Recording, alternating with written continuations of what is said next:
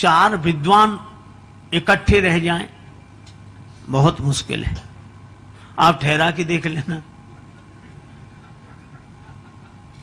बहुत मुश्किल है। अच्छा, एक लेकिन इसके बाद एक देखो आप, अच्छाई में सबसे बड़ी बुराई एक है कि संगठन नहीं है, और बुराई में सब तरह से बुराई पर एक अच्छाई संगठन है। 4 गंजेड़ियों को आप अलग नहीं कर सकते, शराबियों को अलग नहीं कर सकते, अफीमचियों को अलग नहीं कर सकते।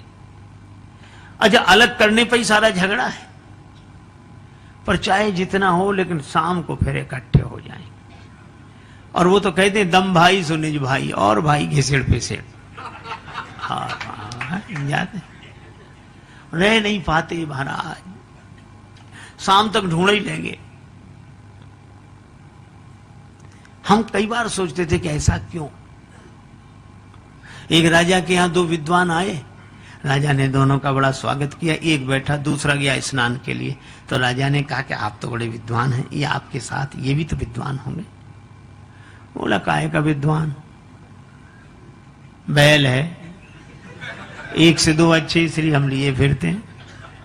राजा बोला अच्छा। तब तक वो आ गए। अब ये गए स्नान को, तो राजा ने उससे पूछा कि आप तो बड़े विद्वान, और ये आपके साथ ये भी तो विद्वान होंगे। बोले काहे का विद्वान, घोड़ा है, 2 अच्छे इसलिए। दोनों आए, चलिए भोजन करें। भोजन के लिए गए, तो राजा ने एक के सामने भूसा रखा, एक के सामने घास। शुरू करो। दोनों बोले हम लोगों का अपमान है। राजा ने कहा परिचय तो आपसे ही मिला, आप कह रहे थे वो बैल है और आप कह रहे थे वो घोड़ा है, इसलिए ये हम लोगों की हालत है। और शराबियों में इतना प्रेम महाराज, चाहे दिन भर झगड़ा हो जाए शाम को इकट्ठे, बड़ा प्रेम।